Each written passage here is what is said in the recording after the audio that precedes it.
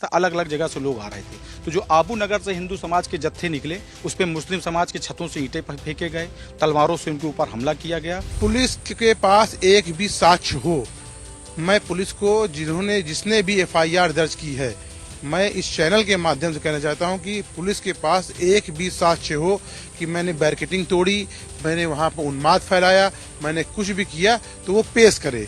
सोमवार को फतेहपुर में हुए फसाद के बाद पुलिस ने एक एफआईआर दर्ज की। उस एफआईआर में 10 लोग नामजद किए गए। जो 10 लोग नामजद किए गए उसमें 3 नाम सबसे अहम हैं।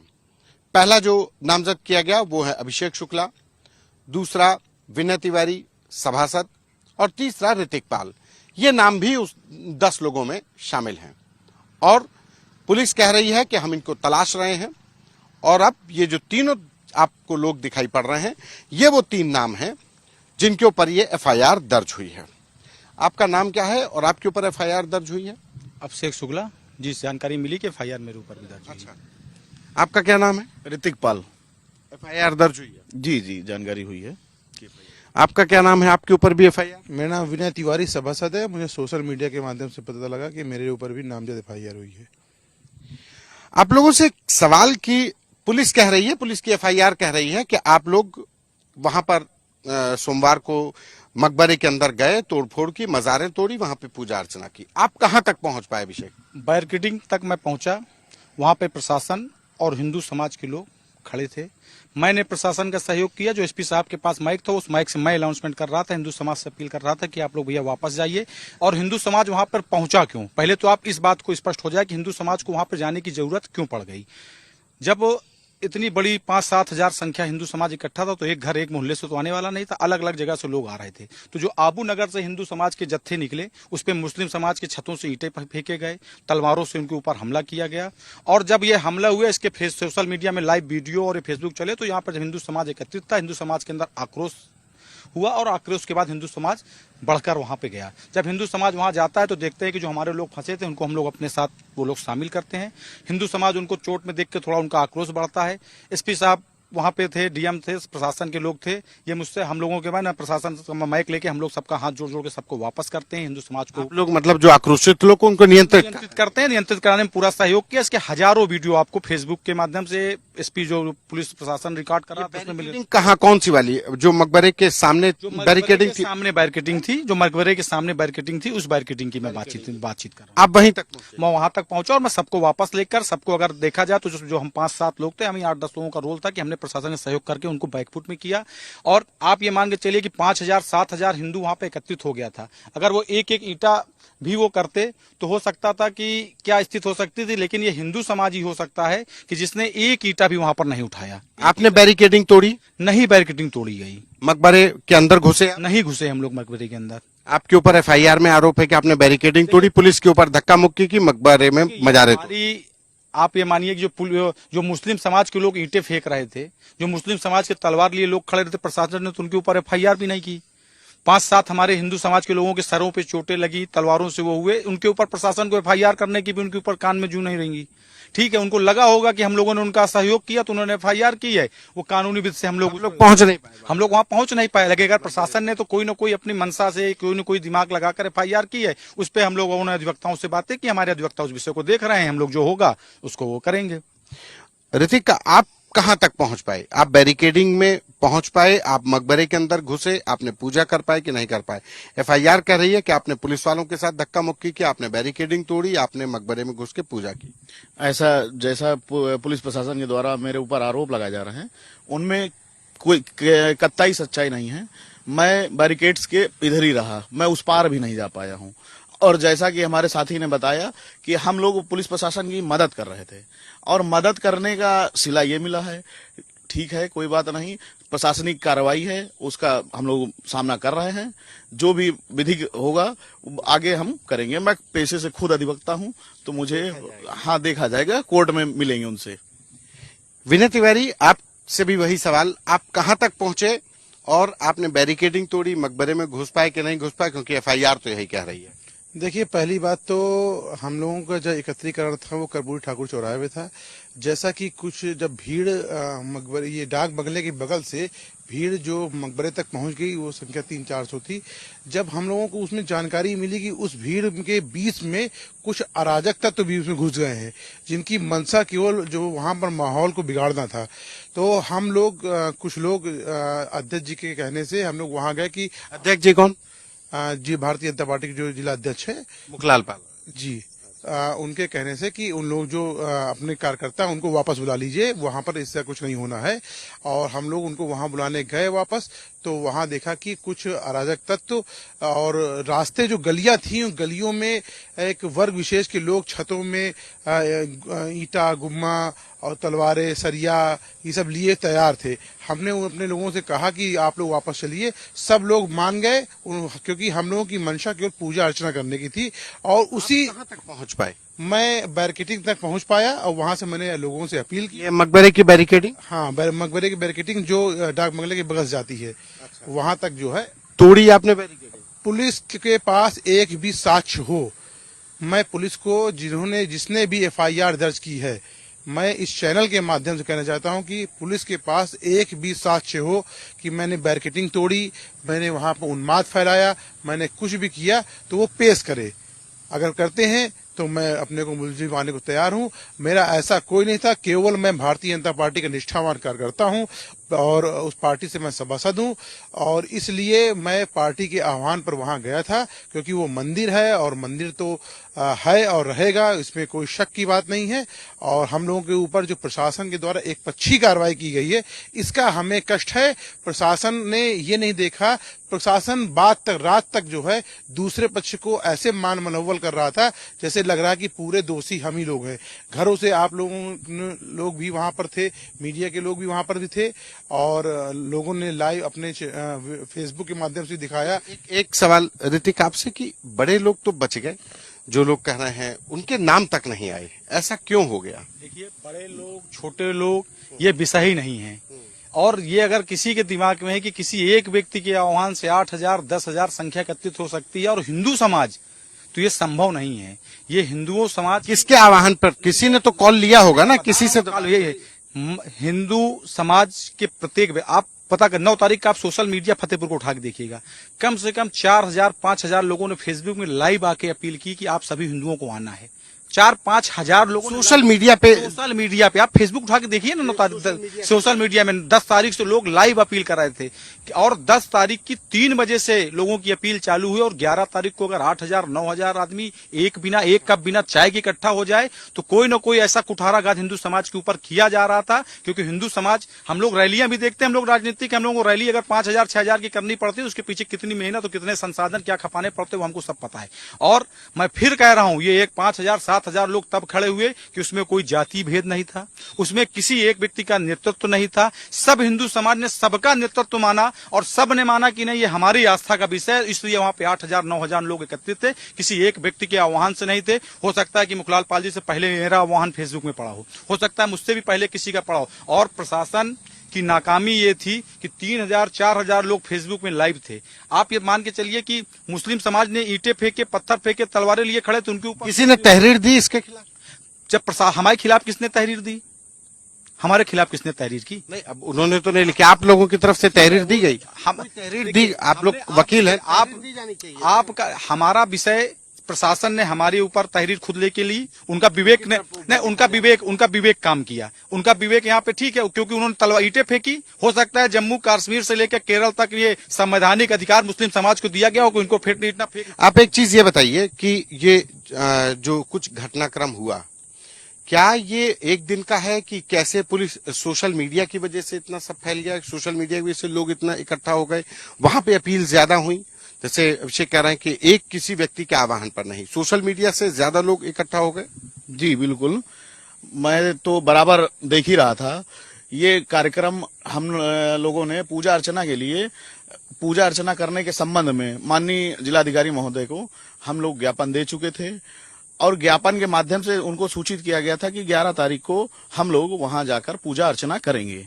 पूजा अर्चना ही करना था और कोई किसी प्रकार का कोई माहौल खराब करने की हम लोगों की मंशा भी नहीं थी। हम लोग तो पुलिस प्रशासन को पूरी तरीके से सहयोग कर रहे थे। अब पुलिस प्रशासन ने मुकदमा लिखा दिया, जैसा कि आप लोग अंदर तक नहीं गए और फिर उसके बाद भी एफआईआर हो गई कि तोड़फोड़ करी आप लोगों ने।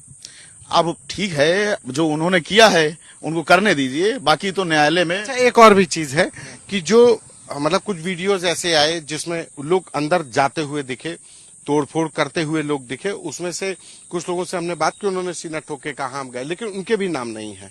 तो ये पहचान करने में दिक्कत हुई कि ये सिर्फ आप लोगों को टारगेट, आप लोग चूंकि प्रशासन के साथ थे आसानी से पहचान में आ गए इसलिए हुई। प्रशासन ऐसा, इसमें कोई जो चेहरा खड़ा है, कोई चेहरा ऐसा नहीं है। हमें चोरी छुपे वहां पूजा नहीं करनी थी। प्रशासन की क्या मंशा थी, हो सकता है किसी बात की कभी नाराजगी रही हो, क्योंकि हम लोग राजनीतिक क्षेत्र में हैं, 100 बार हमें काम पड़ते रहते हैं, उन्हें काम पड़ते रहते हैं। हो सकता है कि जब ऐसे मौके मिलते हैं तो कई बार प्रशासन अपनी व्यक्तिगत दुश्मनियों को भी आगे करता है। हो सकता है उनके मन में कोई पीड़ा हम लोगों से पहले से रही हो, तो उन्होंने इस घटना को लेकर आप लोग कोर्ट, अब चूंकि अब ये तो मामला ऐसे हो गया है, तो चूंकि मकबरा या मंदिर अभी की विवाद खड़ा हो गया, तो अब इसके लिए आगे का क्या रास्ता है? देखिए, हमारी मठ मंदिर संघर्ष समिति बनी हुई है। हम लोग कानूनी पहलू, अगर हमें मजारें उखाड़नी होती, मैं इसलिए आपसे कह रहा हूं क्योंकि आपका चैनल बहुत बड़े स्तर पर लोग आज तक को देखते हैं, तो ये बात पूरी, क्योंकि देश के अंदर हमारे फतेहपुर का नाम गया है, तो उन तक एक एक बात जानी चाहिए, एक एक बात क्लियर होनी चाहिए, क्योंकि आज तक के माध्यम में देश के अंदर सबसे ज्यादा देखे जाने वाला चैनल है। ये विवाद क्यों खड़ा हुआ? सबसे पहला प्रश्न होता है कि विवाद की स्थिति क्यों पैदा हो गई? हमने जब दिया, अगर हमारी मंशा सिर्फ मकबरे उखाड़ने और मजारे उखाड़ने को होता तो हमको डीएम को पत्र देने की क्या जरूरत थी? हम 200-250 लोग किसी दिन चुपचाप रात में जाते हो, मजारे मकबरे उखाड़ देते। हमारी मंशा मकबरे और मजारे उखाड़ने का नहीं था। और उस मंदिर पे अगर आप गए होंगे, आपने दूर से देखा होगा उस मंदिर को, शायद आप लोग अंदर भी गए होंगे, तो किसी मंदिर में क्या त्रिशूल, किसी मकबरे में त्रिशूल होता है?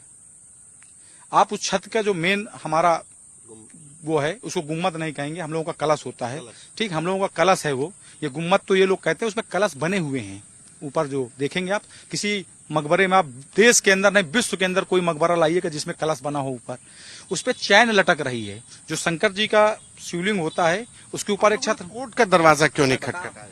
कोर्ट का दरवाजा हर बार हिंदू को ही क्यों खटखटाना, जब कोई विवाद नहीं है, हिंदू वहां पे पूजा करता रहा। अभी आपको किसी ने बताया होगा, समाजवादी पार्टी के कल जिला अध्यक्ष वो कर रहे थे, प्रेस कॉन्फ्रेंस में मैंने देखी, वो कह रहे हैं कि ये जमीन फला के नाम चढ़ी है। तो आप उनसे पूछो कब चढ़ी है? 2012 के देश को आजाद हुए 20 अप्रैल 2012 को। तो 20 अप्रैल के पहले वो जमीन किसके नाम थी? किसके नाम थी? राम नरेश जी के नाम थी। उसके पहले इनके नाम मकबरा क्यों नहीं चढ़ गया? जब समाजवादी पार्टी मुस्लिम परस्त सरकार इस उत्तर प्रदेश के अंदर बनी, माननीय अखिलेश यादव जी जब उत्तर प्रदेश के अंदर मुख्यमंत्री बने, और मुस्लिमों के वो रहनुमा अपने को मानते हैं, और मुस्लिम सही कहे गलत कहे फरेब करके 420 करके कोई कागज लाया गया, और इस कागज को 20 अप्रैल को 2012 में, उसके पहले मैं आपको पूरा जमीन की हिस्ट्री बता देता हूँ। देश के आजादी के समय ये बाग के नाम पे जमीन थी, बाग था ये, बाग था। 1958 में वहां की चकबंदी हुई, और शकुंतला मान सिंह जी के नाम पे ये जमीन चकबंदी के बाद चढ़ी। शकुंतला मान जी ने 1970 में इस जमीन को राम नरेश जी को विक्रय किया। राम नरेश जी को इस जमीन को जब 1970 में उन्होंने विक्रय किया, तो 1970 में नाम उनका खतौनी में चढ़ गया। 1970 के बाद से वो चले आए, 2000 से लेके 2011 तक उन्होंने वहां पे जमीन को अलग अलग 20x50 करके उन्होंने प्लाट बेची। उस एरिया पे आप जाएंगे तो आज की डेट में 44 मकान, लगभग एक दो ऊपर नीचे हो सकते हैं। शकुंतला मान सिंह है, ये असोथर के रहने वाले परिवार। राम नरेश सिंह जी हैं। राम नरेश जी ने शकुंतला मान सिंह से जमीन परचेज की थी, खरीदी थी, उसकी भी रजिस्ट्री की आज हम लोगों ने नकल डाली, वो नकल निकल रही है, ठीक है। उसके बाद 2000 से लेके 2011 तक राम नरेश जी अपनी जमीन का विक्रय करते रहे, ठीक है। वहां पे उस जमीन को जिसको इन्होंने बेचा, उसमें 44 मकान आज की डेट पे बने हुए हैं। इन्होंने उसके बाद जब इन्होंने 2012 में फर्जीवाड़ा करके अपने नाम जमीन चढ़वा ली, तो उन्होंने डीएम साहब को एक एप्लीकेशन दी कि हमारी जमीन को खाली कराया जाए।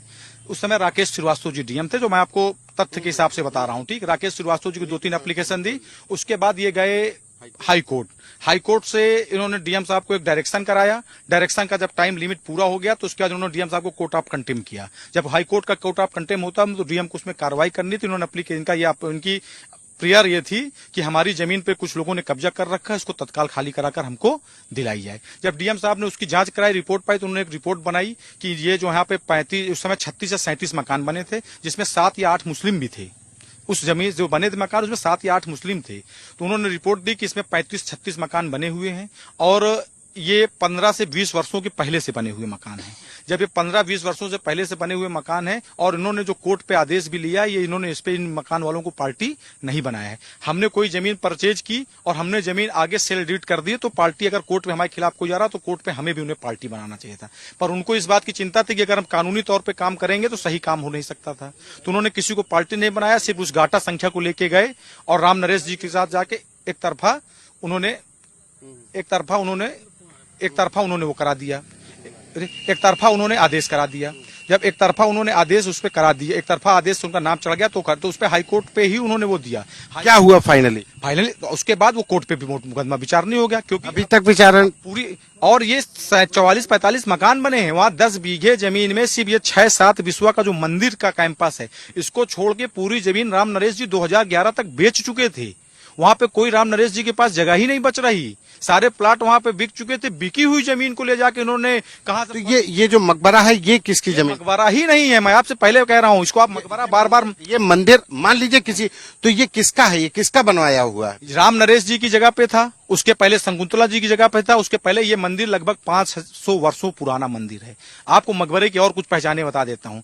किसी भी मुस्लिम से आप पूछिएगा, उनकी कब्र जमीन के अंदर गाड़ी जाती है, 6 फीट उठाकर सेब बनाकर फिर वहां पे, क्योंकि इनका कमरा नीचे बनाया जाता है। किसी भी मकबरे में आपको सीढ़ियां नहीं मिलेंगी, उसमें जाके आप देखिएगा सीढ़ियां हैं। मकबरे में आपको हमेशा एक दरवाजा मिलेगा, इसमें 12 दरवाजे थे, जिनको बाद में कब्जा लेने के बाद इन्होंने धीरे धीरे बंद किया। और जो सीढ़ियां हैं, सीढ़ियों पे इन्होंने सीढ़ियां बाद में बंद किया, क्योंकि इनका मकबरों पे सीढ़ियां नीचे, जो क्योंकि 6 फीट 7 फीट नीचे गाड़ते हैं, अगर सीढ़ी बनाते हैं तो मकबरे के अंदर जाने के लिए बनाते हैं, ना कि छत पे जाने। अब आप लोग आगे जो कोर्ट में जो पेंडिंग है मसला, उसको आगे परसू कर रहे हैं? कोर्ट में देखिए, प्रशासन को जब हमने ज्ञापन दे दिया था, प्रशासन ने इसकी जांच करा ली थी। प्रथम दृष्टया इसमें प्रशासन को मुतल्लिक़ के नाम 467 का मुकदमा तत्काल दर्ज करके उसको जेल भेजने का काम करना चाहिए था, क्योंकि उसने हिंदू समाज के साथ इतना प्रशासनिक लापरवाही मान रहा है इस पूरी घटना के पीछे। बिल्कुल, क्योंकि पहले से ही प्रशासन को बता दिया गया था कि फला तारीख को कार्यक्रम होने वाला है, तो संपूर्ण जिम्मेदारी प्रशासन की है। आपसे एक आखिरी सवाल कि इसमें इस पूरी घटना को लेकर के क्या कहेंगे कि अभी आगे का क्या हल, कोर्ट के जरिए, प्रशासन के जरिए, कैसे, कि ताकि फतेहपुर का जो भाईचारा वो भी रहे? देखिए, पहली बात तो मैं स्पष्ट करना चाहता हूँ, वो मंदिर है और मंदिर की जगह है, और हम लोग वहाँ पूजा अर्चना करने गए थे। और अगर हमें किसी प्रकार की तोड़फोड़ करनी होती, किसी प्रकार का वहाँ विध्वंस करना होता, उन्माद फैलाना होता, तो हम भी तैयार ही जाते। आप देख लीजिए, वहाँ पर उन लोगों ने, जो वर्ग विशेष के लोग हैं, उन्होंने ऑलरेडी पहले से तैयारियां कर रखी थी। पुलिस के मार्फत से उनको वहाँ पे सरिया, बल्लम, कांता और अन्य औजार उनको वहां मिले। हमारी तरफ से आप देखिए, जो यहाँ से लोग निहत्थे गए थे, केवल हाथ में था तो धूप और शंख और अगरबत्ती थी और केवल पुष्प थे। अब आप लोग अपनी जमानत करवाएंगे, कोर्ट से जमानत करवाएंगे, क्या करा रहे हैं? जमानत तो होगी ही, अब न्यायपालिका पे पूरा भरोसा है। न्यायपालिका जी। तब ये वो 3 लोग हैं जिनके ऊपर एफआईआर दर्ज हुई, अभिषेक शुक्ला, ऋतिक पाल और विनय तिवारी। अब इन लोगों के ऊपर एफआईआर दर्ज हुई। इनका कहना है कि अब हम कोर्ट पर भरोसा है, लेकिन सवाल इसी बात का है कि जब ऐलान था कि वहां पर पूजा अर्चना करेंगे, तो आखिर ये सब फसाद क्यों हुआ, किसकी लापरवाही से हुआ? कैमरा पर्सन गौरव के साथ संतोष कुमार।